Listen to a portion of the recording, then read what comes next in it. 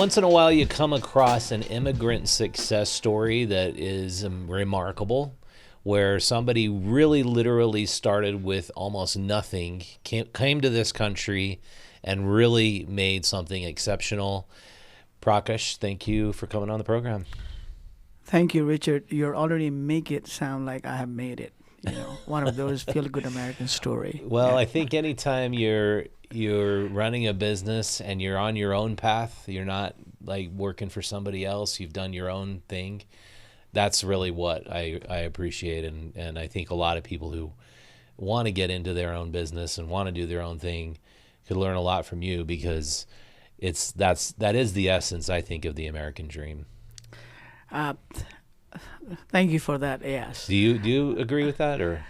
It is, absolutely. And I was just thinking aloud in my head while you were saying that. I came with just 2 suitcases, coming from one of the smallest country in the world to one of the biggest city in the world, the New York City.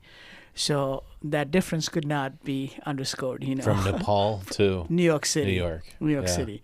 Was it even it was a small city? It is a very small city. It's a valley just like Salt Lake City, where I am right now, That reminds me of a home in some sense, except our mountains are bigger and greener. Yeah, and you can't ski on them, which is amazing. Yes. But a little background of what you're doing right now: buying and selling businesses. You're in high-end real estate. How would you best explain that or describe it? So to get to that point, I'll tell you a little story about it. During my college days in New York City, I had my undergrad, master's, and somewhat unfinished double masters, and I was working for Time Warner Cable at that time. And one of my very first job, even though I was very good at analytical skills, I chose the sales job, which is knocking doors at 6 p.m. till 10 p.m. in New York City, South Bronx. And you see my height, and this is South Bronx, where people have pit bull in every apartment, So the essence there for me is that I expect from myself very uncertainty, I welcome that. My other option would have been to set in an operational job and hide under my desk. I did not choose that. In a sales and marketing, you have to show up every day in a complete mind and a body. Mm-hmm. What drew you to sales? Now that I look back, it is, I think, the human-centric knowledge that I was always gravitated towards, which is a people's skill, which is wanting to hear the story, wanting to gravitate towards that authentic person. You tell me a story, and if it is a real, I already like you. You made my day. So really, a human-centric skill is what I wanted to master at, which is really understanding other people and being a good listener. So that was a segue for me to get to a sales, because I get to talk to people and hear their stories every day. Yeah, I think you're absolutely right. I think people look at sales and they think, "Oh, I can't talk like that. I'm not a talker." It's not about talking. It's about listening. Absolutely not. If you learn how to listen well, you hear what a person actually needs. You hear their pain points, and if you can fulfill what you're offering with what their pain is, I think that's basically it, right? Absolutely. And I have always loved liberal arts, for that matter. I went to a liberal arts school and paid a tons of money, although I really didn't do anything with those degrees. But I think it really shaped me about my whole holistic view of life, about the world and people that I interact with it. And Richard, today that we are in a very AI-driven society, so success tomorrow for somebody would not be defined really by a skill. Mm-hmm. It is going to be very automatic. It is going to be very synchronatic, chronicle, that you would not have to think about it.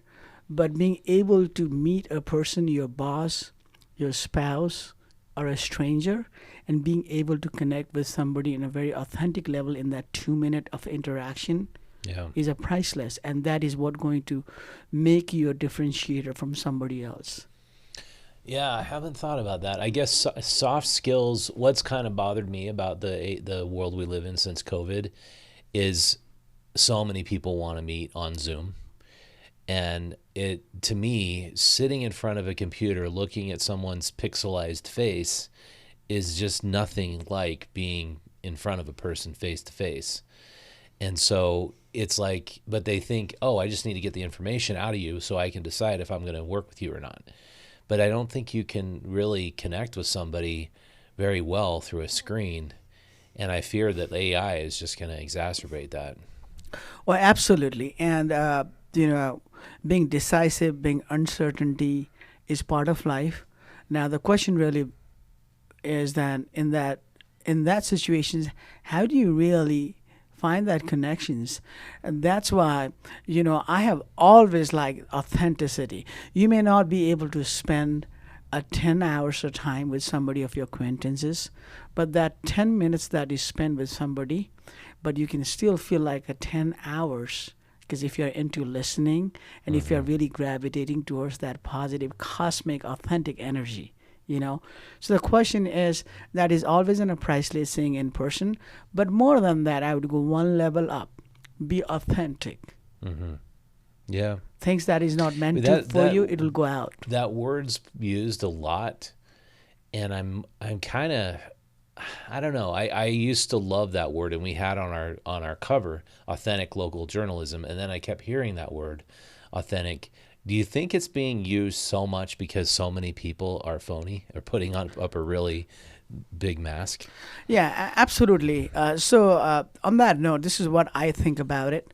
If you could be a 8-year-old version of yourself, even a 30%, where you don't have to put a mask every day, you have to be like in a childlike a state where somebody does things without a reason because they are not calculating. So being authentic, either it is overused or it has been misused. The real essence here is that you don't have anything to lose, and if people were to like you, they will more likely like you for what you are.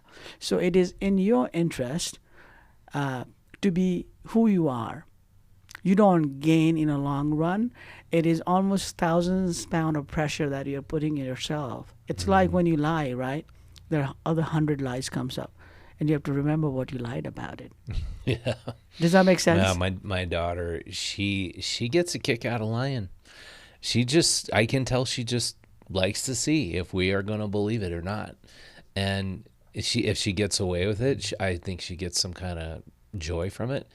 And of course, it's a tough thing. And everybody says, "Oh, she lies because she's so smart." I'm like, well, but she's got to learn to stop, because it's not cool to be lying. But I think you're right. I think it's like people go around in the world and they feel like they got to be a certain way or act a certain part. And I get that. When I ever feel like a salesperson, I feel like I'm not doing my job right, because I'm just trying to find if an opportunity fits somebody or not. And I do sales. But obviously your mindset has made you very successful in sales, and particularly here in Utah in real estate. But can we back up and hear, how did you get here to Utah? What is your story? Sure. So Richard, my story is that I went to a boarding school at my pre-K 3, and I visit my parents and home twice a year for the 12th year in a row, which is my high school graduation. Wow. So now, from a Western society perspective, you would think that might be a very brutal, being only child, okay? But I went through that. And my lesson during those school days at a boarding was that you follow a routine, you like things, what you like it, you're measured in your response. It is a very routine things, but above all, that you're able to live with people from all walks of life. So that is one thing that made me very resilient, that you can see a good in any kind of person if you want to. And since I was forced into it, living together, sleeping together, doing things together, you sometimes have no options but to get along with the person and different perspective in life. And being tolerant was the number one thing, as as I moved on from my life, that genuinely being able to tolerate things from someone else. So that is my early childhood. Is that because you just experienced so many different personality types while you were in that boarding school? Yeah, and you had to put up socioeconomic. with them? Yeah, Yeah. absolutely. Socioeconomic background too, haves and have-nots. You're living and being friend with all walks of life. It didn't really matter how rich you were, because you still had to follow the routine. You are the same in the eyes of the school warden, teachers, all the staffs. So Was the school super buttoned down, tight? Like, were kids super well behaved where you were it at? is. I went to army school. Mm-hmm. And I had a routine. Everything was a routine. Everything was measured. It was very structured lifestyle. And I embraced that because not because I had a choice, really. Frankly speaking, I was just a teenager kid, just like anywhere in the world. I would be so much brat when I come back home. I'll be spoiled for feels like an entire year in my 2 months of vacation. That was a reward. But when you go back home, you really said, when you go back to the school, you are forced to reckon with the rules and regulations, okay? But not only that, you accept it genuinely, that this is for your betterment. Yeah. This is a discipline that you have to go through it. So I embodied that and accepted that, and I never cried over it. Never missed a home. In a sense that I wish I could bring my own tiffin box, different food other than what I was given. Were there kids who were rebelling against that, misbehaving with all that structure and discipline? Yeah, anywhere. The kids are always a kids, and that's a beauty part about it. Some kids will get suspended for not following things, like in a sports academy or your academic courses and things of that nature, just like in any schools would. But there were opportunities where you will get straightened out by force. Yeah. I think for like corporal punishment was okay. Yeah. I think in America we think of spanking a kid these days as like terrible. I think a lot of people do, but around the world, like especially where my wife's from, that was so normal. It's just like kids get spanked if they misbehave, and it does work. It tends to work. Yeah, well, I grew up old school, so you said you kind of in your introduction, you said you kind of made me feel like I've made it. But if I look back, things might have worked for me in hindsight, on that whole system of it. It's a different perspective. So that was my school early days, and I was always actually very interested in the media, and I looked for a school here in America for media courses. And I came here around 1999, 2000, roughly around that year, with 2 suitcases, really, literally, and a semester and a fee for a semester. 1999? 2000, about 2000, 2000, okay. yes. That is where my journey really began. And why I say that my school life must have set me up for this uncertainty is because of the boarding school that I went to, where it was like a melting pot, except that you are in a bigger melting pot, which is New York City. So that was, and even during my visa interview, my visa counselor said to me, really laughingly and very in a satirical way, that New York City is not a place to go for a school for a kid from Nepal. And because they thought you couldn't handle it. I think I'll be overwhelmed in every sense, from financially, very expensive. Not a really great place for a kid from Nepal who sees it out everything, and might be a source of distractions, Yeah. and really a lot of other competing needs that's pulling you every day from what you're supposed to be doing, which is studying in college.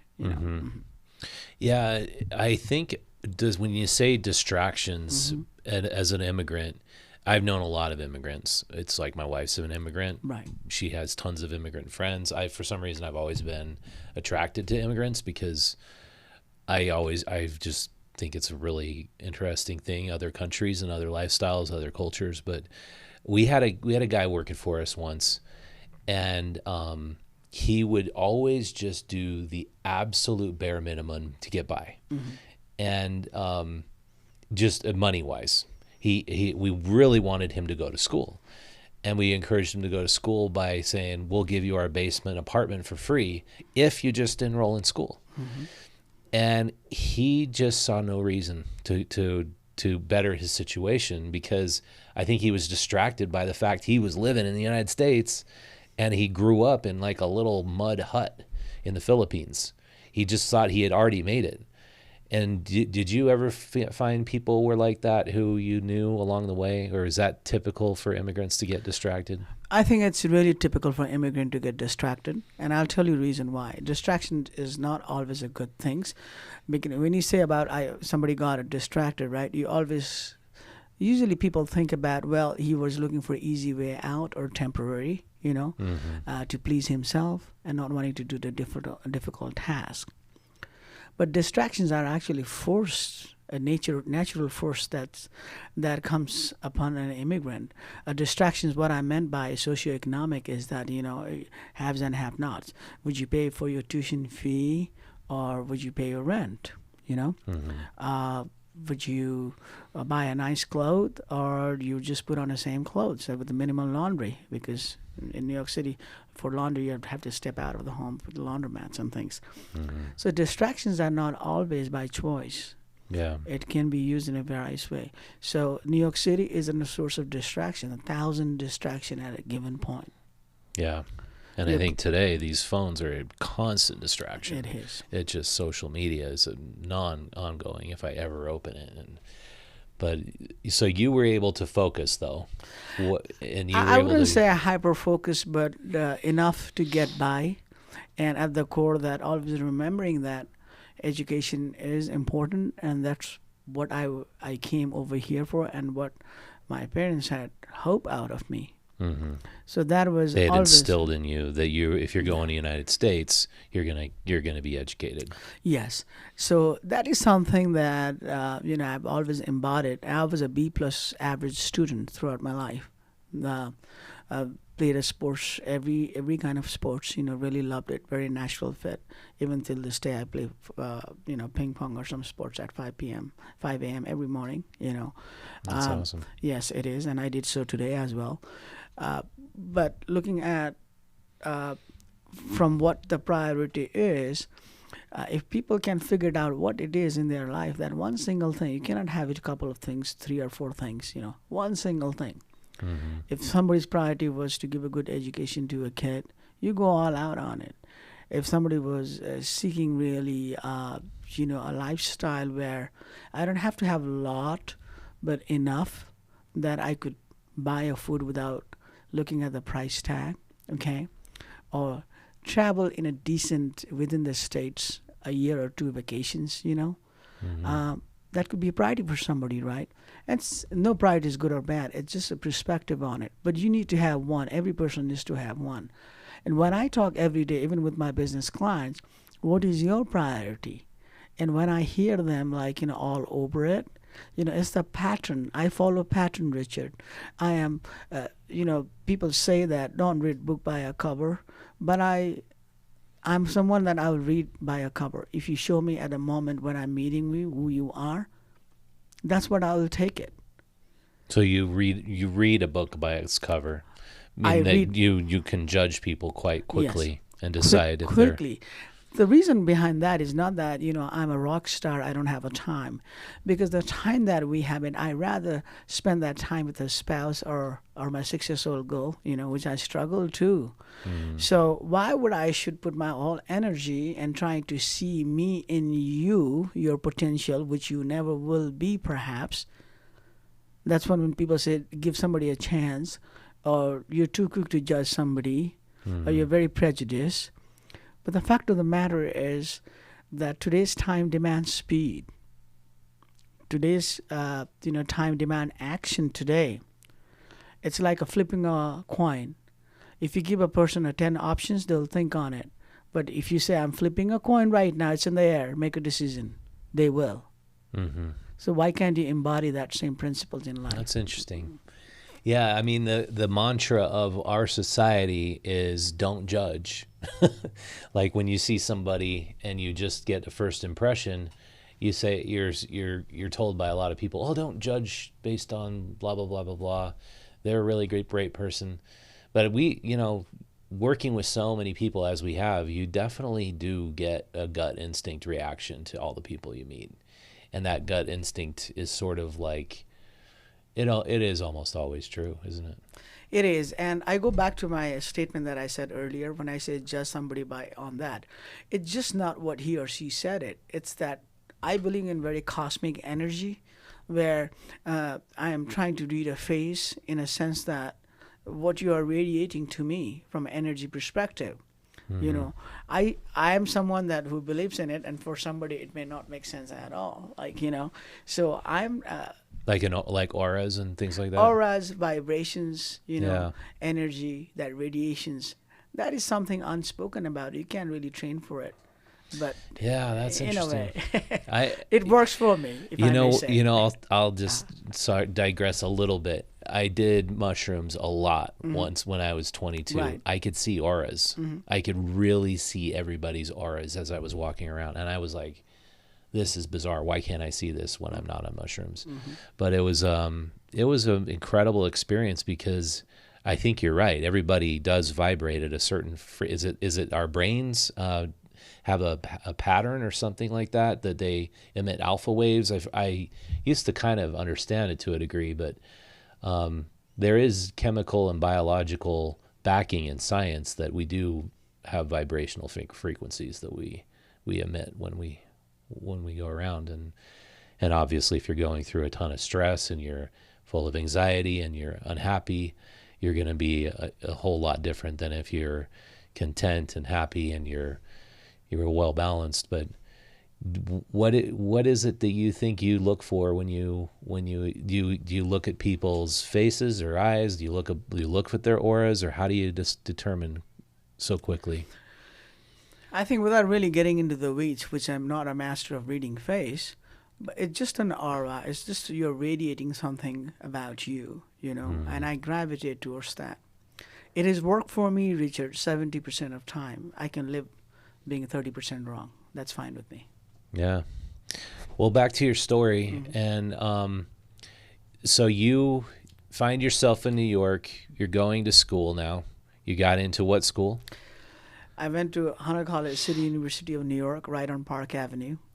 Wow. Yeah, right on Park Avenue. That's the most precious real estate, location that you can be. And look at the life, right? Coming from Nepal, you're in Park City. That's crazy.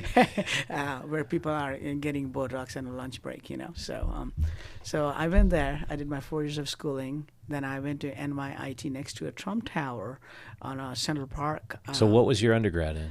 My undergrad was in media studies, interestingly, Okay. Yeah. And I did my master's in media and technology management, which is like an MBA. It was a very new field, and I had a psychology. I was very interested in 50 signs of mental illness, of all things. Oh, really? It was very random thought about it, I did that. And then my first job really were at the college itself, all mediocre jobs that you do as a student, and obviously having multiple jobs to pay your tuition fee, your rent, which at that time was $3,300, even Wow. then. And How did you pay your way through school? Well, parents help working, you out? well, working. Yeah. I came up with a semester of tuition fee, and when I look back now, that was a down payment, really. Yeah. Yeah. Probably a good one, though, Yes, right? Yeah, it was a good down payment for my life, if you will, from that perspective, And so you were working the whole time you're going to school full time, or? I was Wow. working multiple jobs, and that's also a part of life where, as a college kid, I did not have natural, if you will, a college kid would have it, right? Going to a concert, going to dates, or just making a priorities to travel or find yourself, so You I was just forced to skip that all thing. nose to the grindstone, Yes, working very, yes, very hard. Yeah. Because that's what I meant earlier. The distractions are there, right? Which is distractions which our normal kid would do. Yeah. Huh. That's interesting. So you were really able to focus despite all those distractions. You had friends, I'd assume. Oh yeah, I have a roommate's friends. I was always, a charmer. a party goer whenever I had the opportunity to be, and just love being around people, a stranger, strike up conversations, candid conversations in a trainway or on the way to the home or things of that nature. So that was my college life where during those times, what I learned really from, that's why human-centric knowledge is where being able to listen to somebody's story and enjoy it. So that was a treat to me. And maybe in hindsight, because I didn't have other means to enjoy it, entertain myself, which should take a time, but we can always strike a conversation with a person. So this also tells that you can find a joy in a very little things as well. It is all about mindset and what your priority is. That's a great way to put it. I 100% agree with you. Like, I traveled through Europe, and I just having great little conversations is a lot of fun. I think that's kind of what led me on the path I'm on now. Just meeting random people and having really interesting conversations. Yeah. If you will, in the Western world where people go on backpacking tours and they come back home and they said, I found myself. I never had that one particular moment like that. It was a series of melting pot things that adds up, Yeah. And I said, oh, God, I enjoyed that, Yeah. But never a moment where it was like a homecoming or it's like tube lights went on, oh, I found myself, I know my karmic deeds. Yeah. Yeah. So moving on, you said your first job was working as a door-to-door sales guy. It was one of the first jobs during my college days, which I was given options of being an analyst, actually, for marketing. At the time, or Cable, that was one of the biggest companies in New York City at the time, owned Knicks, Madison Square Garden. They control almost 70% of the cable and internet, So I came through interview at the school, and they found something that they selected for me for something that I did not answer for. So, which is really a weird way to get hired too, in a way. So I started that job, and I thought I had an opportunity to be a cold call, knocking on the doors. 6 p.m. I start my thing, and I was put in South Bronx of all place.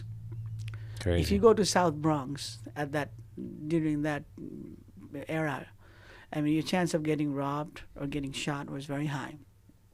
And I would buzz all the building doors all at once. It's 200 units, one building, And whoever opens, because all I needed to get in the door, right? So I'll tell you one interesting story about it. During one night at about 8:45.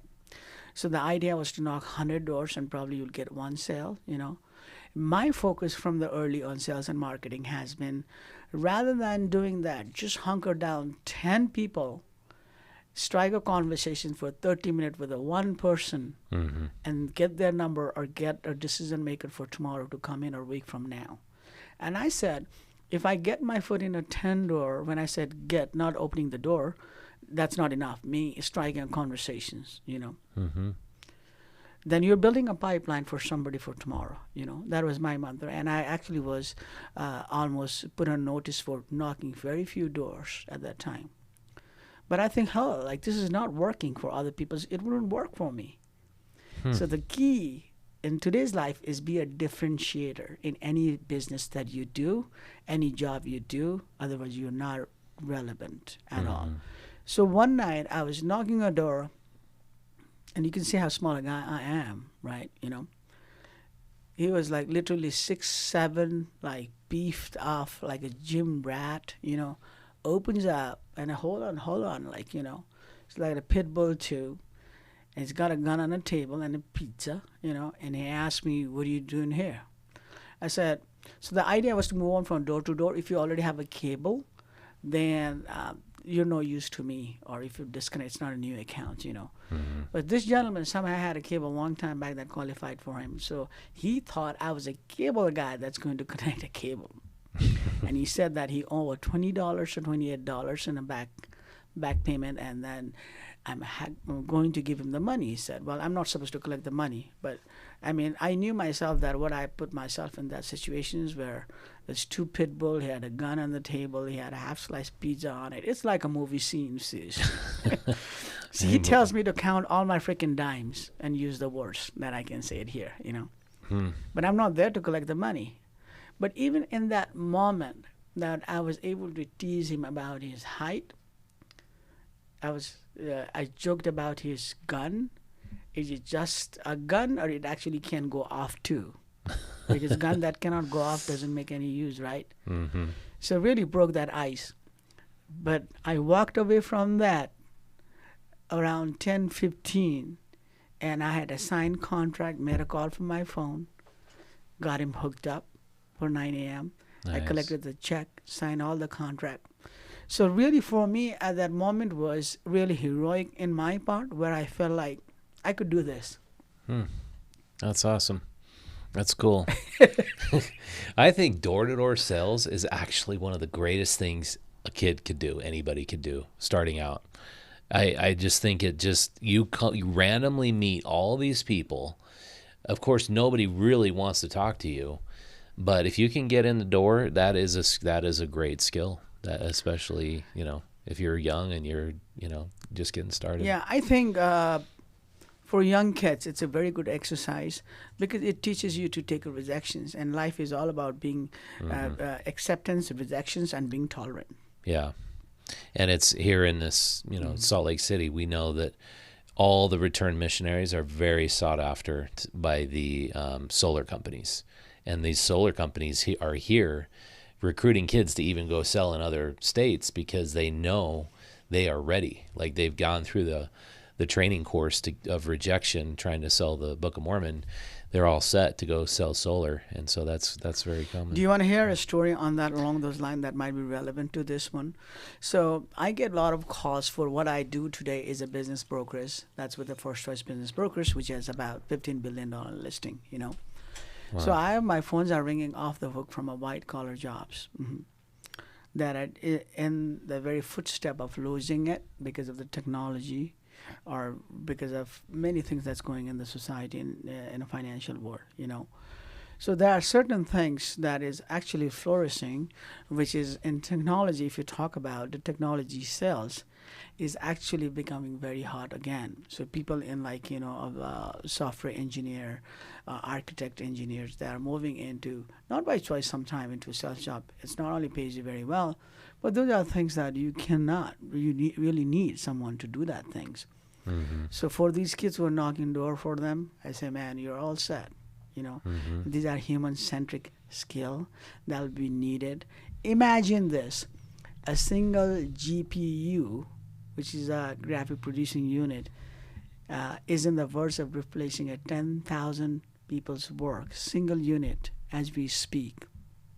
What It's people? What is it going to replace? It's like white collar jobs and primarily office jobs.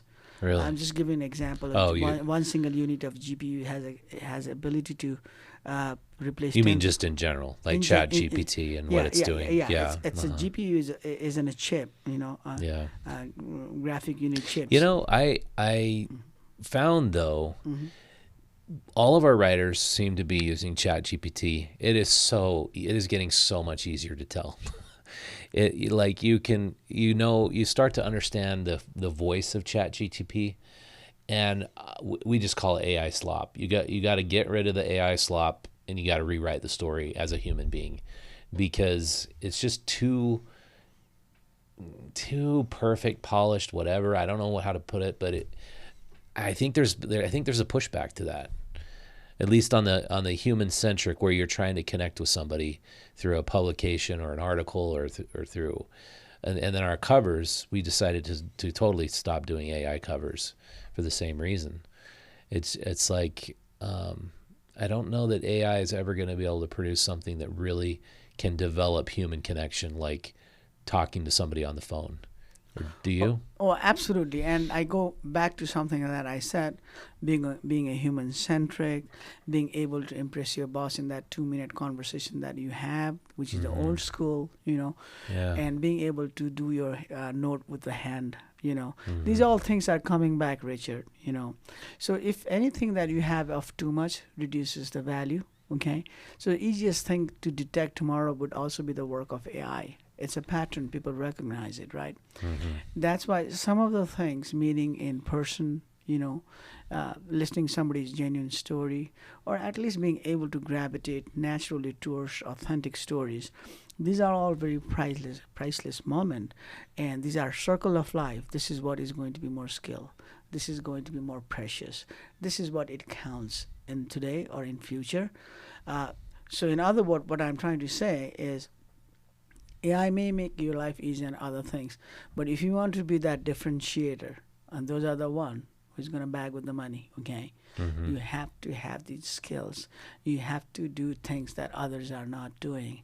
Not, which would be example would be you going down to Moab and seeing in person, I coming down here and then, getting the feel of the studio and talking to you and finding a time to have a lunch break, Yeah. So it is an unknown that you find something interesting. Yeah. Yeah, I think you're right. Well, going back to your story, so I think you got that great, you developed those great soft skills from doing this door-to-door sales job. How did you use that as sort of a launch pad for your career? I wouldn't say that door-to-door helped me solidify my skill set. I think going back to when I was raising in my high school days and college days. So I cannot, it would be selfish not to give credit of all those 12 years and all those every individual that I came across in solidifying my belief and making me tolerant, okay? Sales is about being really tolerant, and accepting uncertainty, So that foundation was there. So only thing, that was just I did that for a fraction of time. But I accepted that. It was a joyful event, and that was a job, and somebody had to do it, So there is no point in rowling about it or being upset about it or, making fuss about it. Somebody is doing somewhere more difficult than you somewhere in the world every second, milliseconds, okay? Yeah. So you can find a solace in that as well, right? At least I'm not doing other things that, what could have been far more difficult or be in a situations where it was untenable to do any work, right? So I had a job. People were respecting, people were approachable, So I'm always thankful for that. So that was my early part of the education and my work experience. Then I became an analyst, actually, which is the job. Oh, then you took the analyst job. Yeah, which is the job that I didn't want to hide under my table, and call it a safe. Oh, I think we're good. Yeah. So from there onwards, with life, that I always wanted something uncertainty, unknown.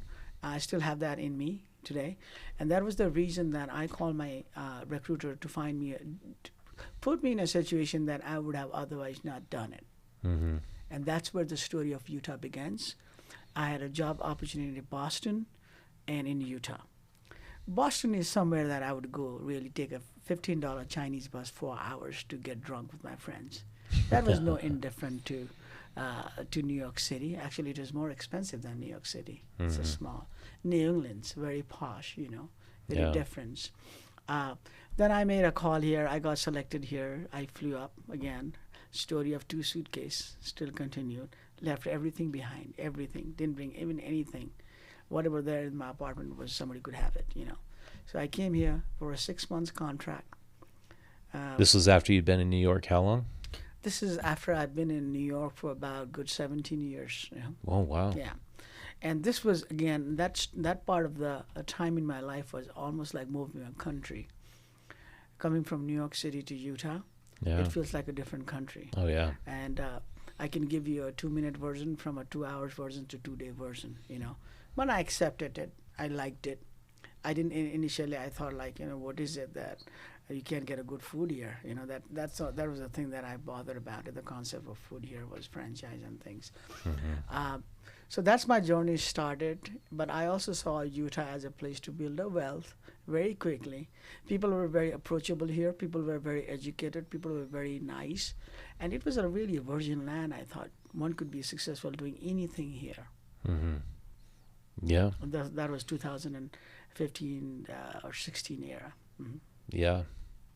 Yeah, I agree. I think that when When you saw what was happening in Denver in about 2009, it was inevitable that was going to happen to Salt Lake City. Just this massive amount of growth and influx when people discovered our mountains.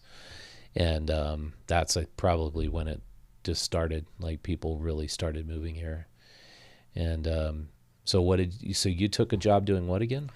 I was a business analyst for this ID company that had a $70 million contract with the state of Utah to enhance their technology sector for Medicaid.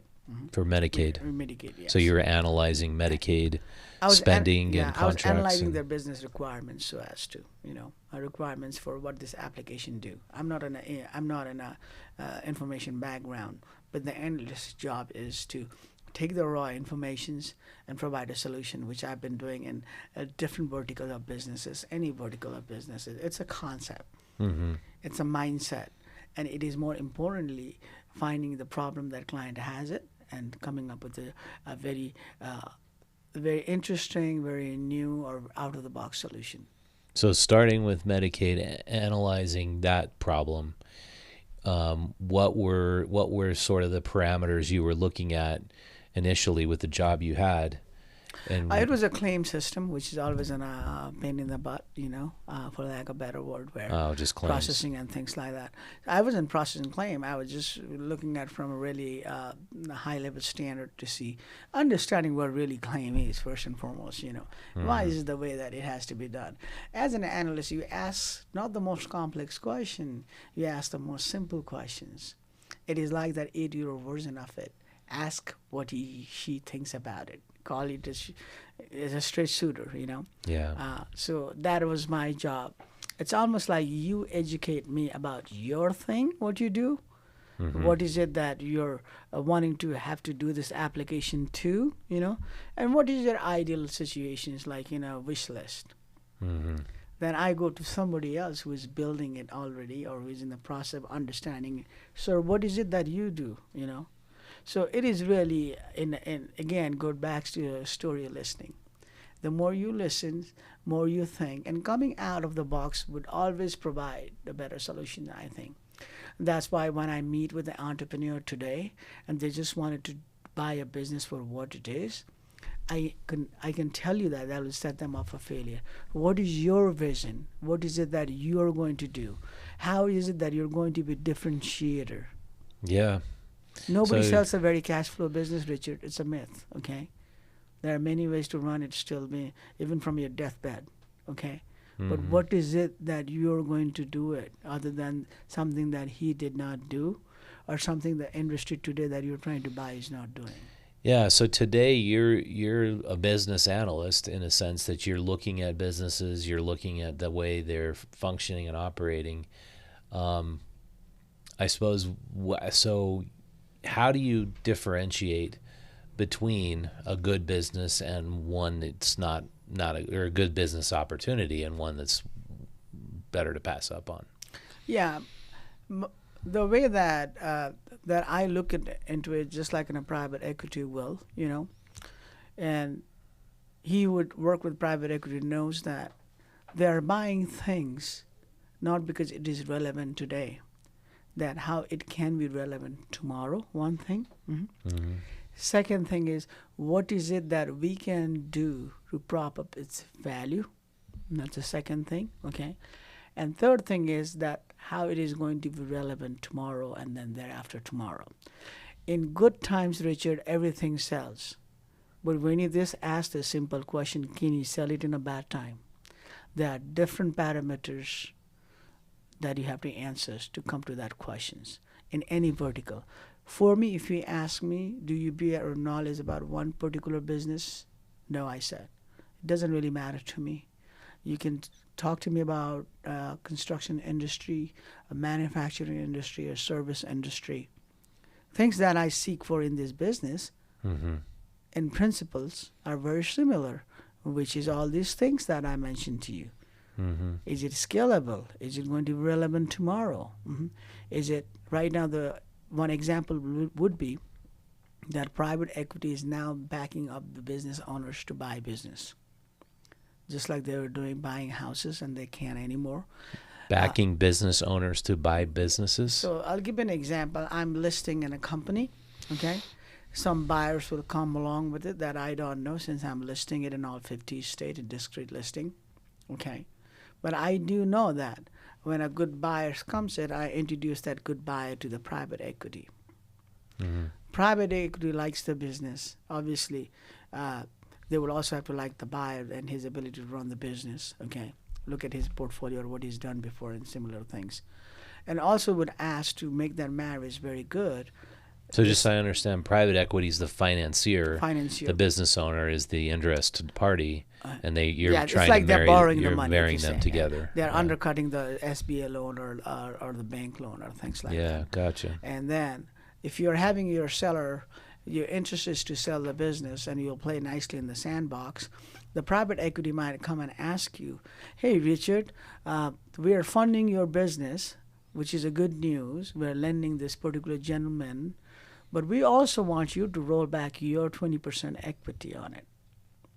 Meaning you will still be the owner of it. Let's just say if the business is valued at $6 million, of $6 million, the 20% you're not going to get paid. Rather, you are a part of that 20%.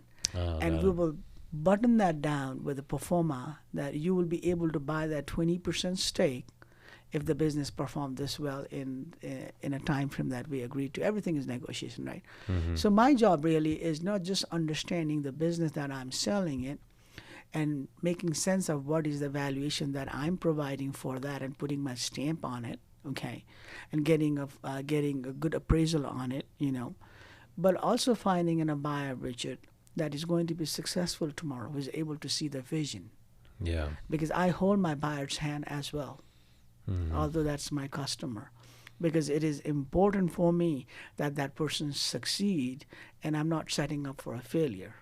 For one simple reason, I followed a karma in my life. Not for any other reason. You need good karma in your life. Yeah. Yeah. Because it will be current.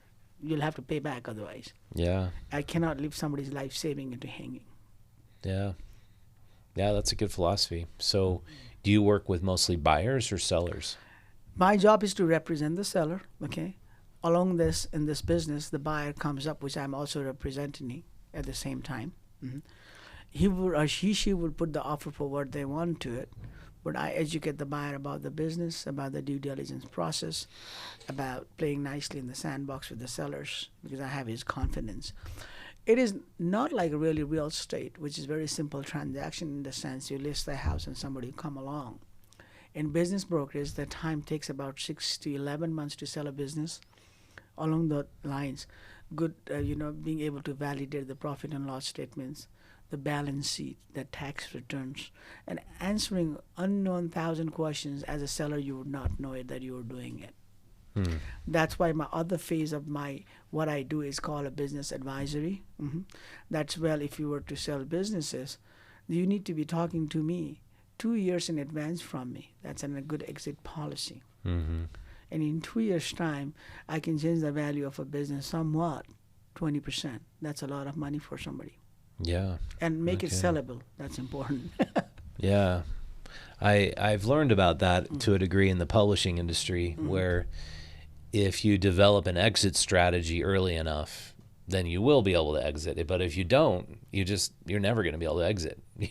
You can basically pass it on to your kids, perhaps, but that is really important to think about, because it's so when you're examining, say, a business, the tricky thing I would imagine would be separating the future from the current finances.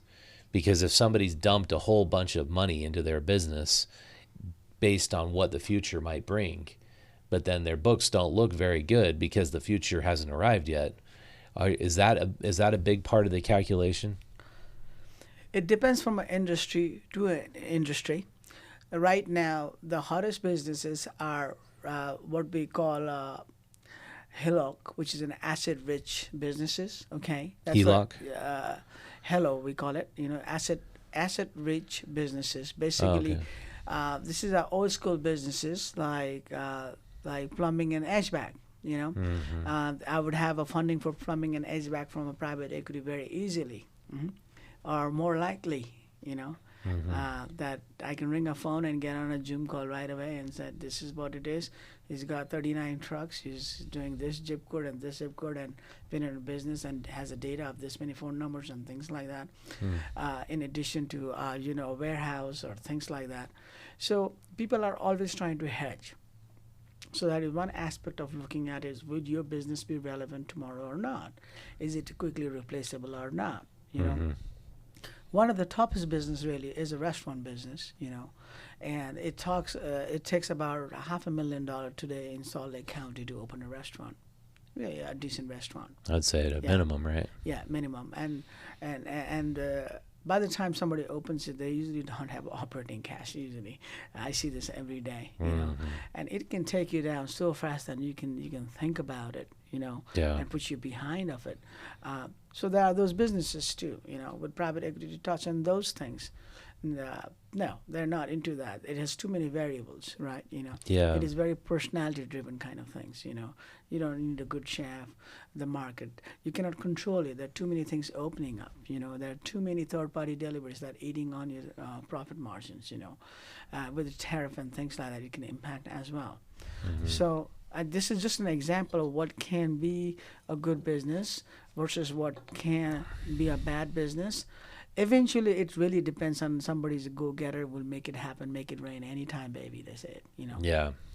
It is just that hunger. That goes back to your ability to judge people very quickly.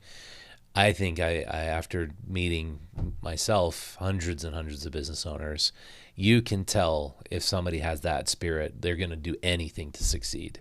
And when they do, and they're willing to work their asses off, because when they have that spirit, they're going to succeed. And you can really feel it because they just have a positive energy. They just have that go get him, mindset where no matter what it takes, I'm going to do it. And it's so fun to come across people like that because they, you feel that energy and they're going to do it. Is that part of what you're looking for when you're looking to work with people? I'm looking, yes, absolutely. And one thing that I like to work with people, and first thing that I really notice is somebody decisive or not. That is a key to success, Richard, okay? Uncertain idiot is likely to be a 30 times more successful than an overthinker. Interesting. So it's the indecisive people that you really have a hard time with. Yeah. Yes, it's like uncertain idiot can be 30 times more, has in a lifespan of time, be more likely to be 30 times more successful in lifespan than someone who is overthinker. It is the analysis paralysis when I meet people that I look for it, indecisiveness, because they have not really found themselves yet in life. They have actually a bigger problem than trying to find a business, I think. I don't say it like that.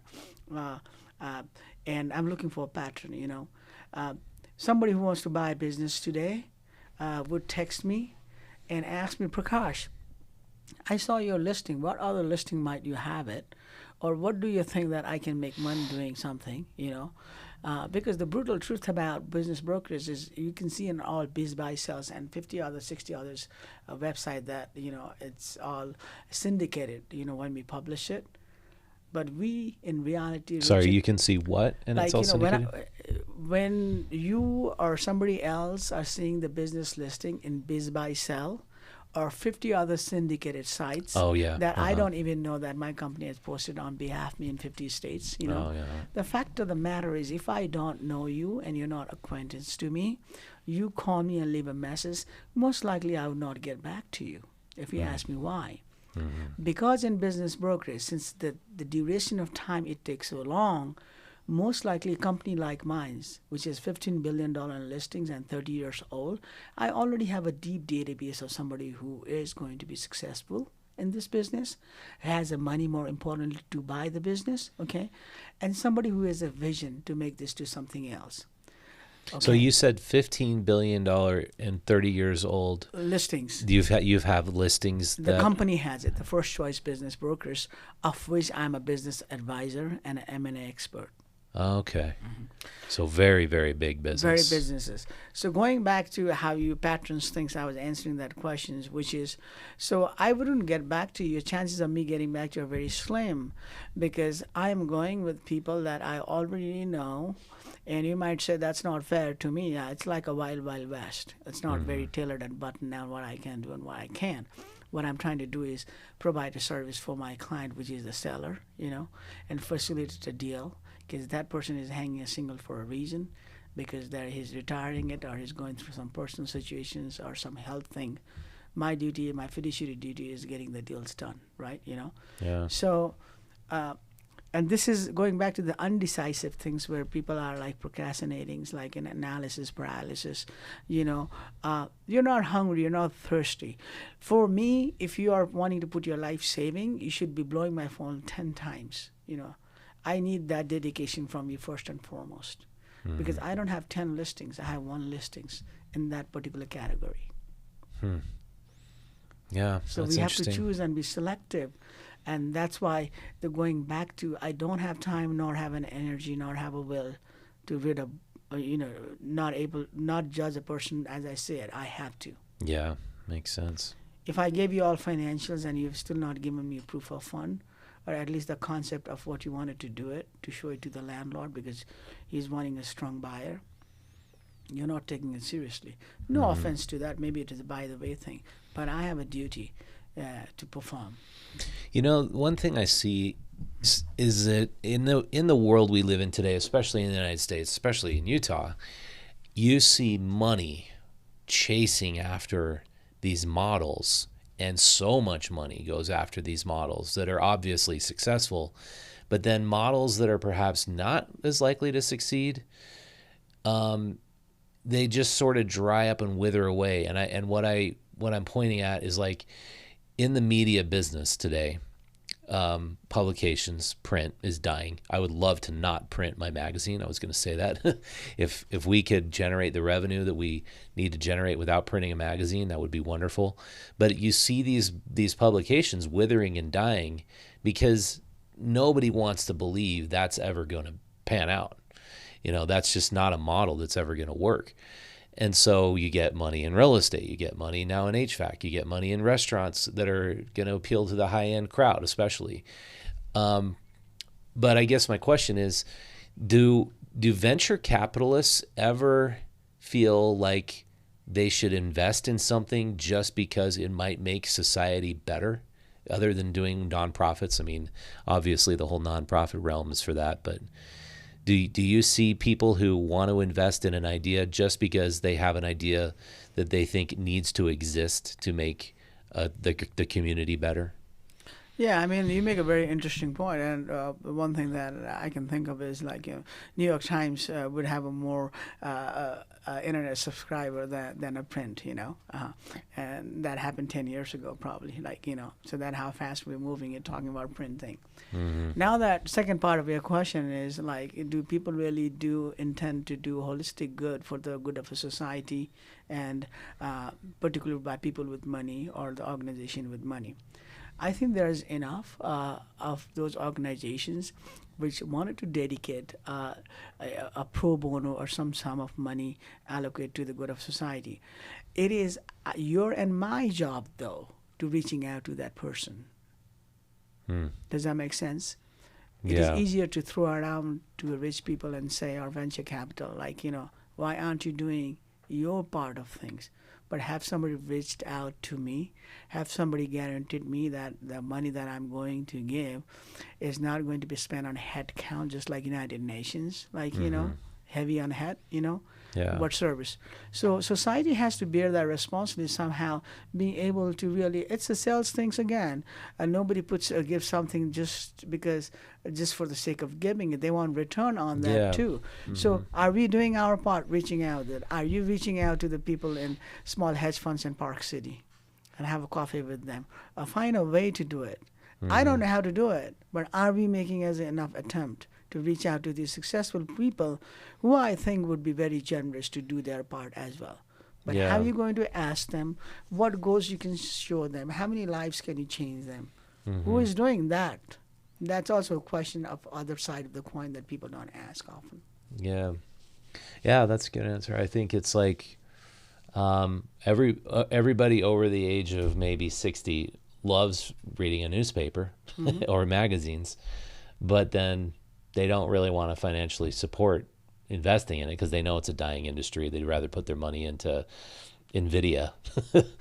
But it's like it's weird because people love our magazine. They tell us all the time. But then anytime I talk to a marketing director, I have to tell them, I wish we weren't printing a print magazine. We're a digital ad agency with print magazines on the side because people tell us they love the magazines. And so it's a weird conundrum, and I'm trying to wrap my head around it. If we should continue to do print, kill trees, waste resources when you got the internet. But I don't know. I go back and forth all the time, but it's an interesting way to look at the world because you see the money flow everywhere. You see the money flowing to Park City right now, Park City real estate, and it's for billionaires now, not millionaires, and it really affects society in a dramatic way. And Utah's not affordable anymore because we got this way high echelon of people living here, and then you got the working class, and they just feel like they can never get up there. Do you see any solution to this growing gap between the rich and the poor? Sure. Oftentimes, it's very easy to envy somebody's success. Okay, you know, it's easier to find a way out to convince. When somebody's not successful, they give a reason for themselves. They kind of materialize in their head like this might be the sole reason and blame on somebody else too. Okay? First, acceptance of that is also an important. Now, to the part of your questions, like why like people aren't buying a printer, things like that. On a candid note, I think you should hire me. Okay. Well, I don't necessarily want to sell the company, but I'd like to. No, I'd like people to sell your print thing. Oh yeah, sell print ads. Yeah. But here's the thing about imagine I was meeting my cousin in New York City in a Starbucks. And Gen Z kind of vibe she had it, and she grabbed it to her, somebody reading a book, in a hardcover book, and she looked at it, and I said, "There's nothing as sexy as somebody reading a hardcover book in a Starbucks, Oh man, yeah. And I said because that's become so absolute, And she looked at it. Yeah, I was looking at that. I was looking at her that's a really hardcover book. I haven't seen in a while, And I said, well, so the point. Dude, I agree. Yeah. There's nothing sexier than a girl reading print. Yeah. Hardcover, absolutely. Too, yeah. And I said, so the story there is something that becomes absolute. This is how everything circles in life, okay? Mm-hmm. It becomes a point of notice. It becomes a point of attraction, okay? So lesson from here is, can we find something like that in everything that to make it attractive? Now, it could be anything, it has to be unique. So, go ahead. Yeah, so I thought now to your point, which is the body of your question was, what is it that we can do to have these rich people see good in the society, yeah? And spend it. I think I answered that question a little earlier, which I said we bear some responsibility to narrate that story. First and foremost, finding a way to reach out to them and their spouse. People who have more money usually like to dispense that money in general. Anyone with the money is very hard with money for sure. That's where they are. Mm-hmm. But as you get richer, I think, and as you get more successful, people, it's almost like coming of an age where they can afford things as well, but their thought processes become very rich. Rich in the sense that the duty to the society, they've traveled around, they've seen the poverty at home and abroad. And it's a very natural human thing to have that genuine ability to wanting to care for somebody. Mm-hmm. So if somebody could find a way to reach out to those folks and organizations, I think there will be some success on it. Mm-hmm. You'd want to believe human beings are good and kind in general. Okay, we should go with that thought always. foremost, not somebody's very hard with money and may not give it. Yeah, I guess you're right. For me, supporting a magazine that's free and for getting ideas or getting the idea that maybe I just need an angel investor or whatever to support this magazine, because it will phase out. Eventually, I get it. Digital advertising is far more powerful than a print ad, and it will phase out. We're seeing it, but I just think there are certain things that people want to see in the world that are phasing out that we shouldn't allow them to phase out. And I think good journalism is one of them, whether it's with us or with anybody. I just think it needs to be supported somehow, because it's a check and balance on power. And eventually you do need to hold truth to power. Otherwise the power always takes over and destroys everything. And so it's a tough question. It's really interesting. You give an example of your own magazine and print. The half solution is already found. If you accept it. What the future has it. So congrats on you on that part, actually. Second thing is, the snake that doesn't shed his skin will eventually die. So, one who sees things in future, which is like reset, restart, and innovate. That is the whole center of existence. Doesn't matter it's a non-profit or profit organization. That it doesn't really matter. It's your personal life or a professional life. So you can take a lesson from a snake shedding its skin. It's not by choice. If it wants to live, it will have to go through that process. It's inevitable. It will be here long after we go. Reset, restart, and innovate. Reset, restart, and innovate. Those are good words, man. Well, I appreciate it. That probably feels like a good time to wrap up. It's been great talking to you. Do you have anything else you'd like to add? Well, absolutely. Are you hiring me to sell your magazine or not? Because I'm up for a job, looking for one. Yeah, it was a challenge. I mean, the last two issues, I was like, I just was saying it to everybody. This is a dinosaur. I'm a journalist writing a dinosaur, but we are primarily a podcast and a digital ad agency. So don't look at this and make a decision. Just look at the idea that we want to produce great journalism. And I think that's how you sell it. And this is just a mechanism for delivering that. I think someone who travels to Moab on our daughter's birthday, you are trying to get the good stories out. And thank you for that, for bringing those unheard stories, Yeah. I think I have a special place for print media, If I can find somebody reading hardcover book sexy in a Starbucks, you can do something about that. Yeah, and if you go into Barnes & Noble, man, that's the place to find sexy women. Yeah, but the phone's taking over. But yeah, thanks so much, Prakash. I really appreciate it. And I got to plug your new restaurant. It's really cool. Sure, yeah. That's another side of mine where, I'm into hospitality. I started here with hotels, actually, in Colorado and Livingston, Montana, in Elko, Nevada, of all places. Those are crazy stories. I'll tell you something where I help people flip hotels, And you got to have you back to tell that story. That's a whole interesting. Of all places, and I didn't even know there was a legal brothel like such things in America, and I was doing work there, Huh. I'll tell you about the whole aspect of someone because real estate is such, that's where I started really getting noticed here. And real estate is such a things like, where you sell to your friends and neighbors and things like that. I came without knowing quite a lot of people, just one person. And yet, in the 6 years in a row, I was a top 500 here. I broke a record for the largest real estate company here, Equity. Yeah, that's amazing. And what aspect of how I did was not knowing people or not going out for lunch or dinner or something. I brought a value to them. I make sure that how you gain from my perspective, you sit down with me.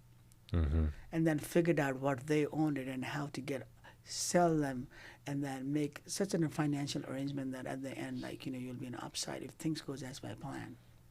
Yeah. You told me a little bit about that. I want to have you back on to tell that story, because that's, finding the upside for the person you're working with and making sure they have that upside. It's such a refreshing way to work, I think. And, Yeah, again, key to everything is that being that differentiator. If you're doing the same thing that others are doing, you're irrelevant.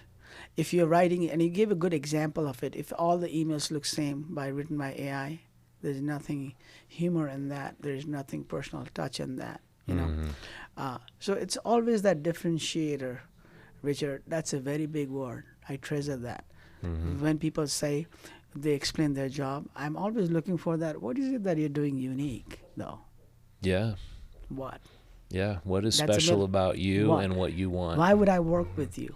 Why would I have a good time if I were to hang out with you and not hang out with my other two friends? You know, there's always that question.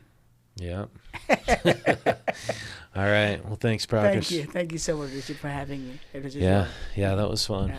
All right. Thank you so much for watching. If you want to be a bigger part of Utah Stories and our journalism, you can do us a few favors. You can like this video, subscribe to our YouTube channel, or go out to utahstories.com and subscribe to our free digital newsletter. And if you really want to be a part of the movement of quality local journalism and support our investigations, we're actually working on 3 investigative stories right now. Go become a member of Utah Stories for $5 or $10 a month. You can have either of these magazines delivered right to your home, and we have a lot of work we're doing that's really exciting. And so stay tuned by subscribing to our free digital newsletter at utahstories.com. Thank you so much for watching. We'll see you next time.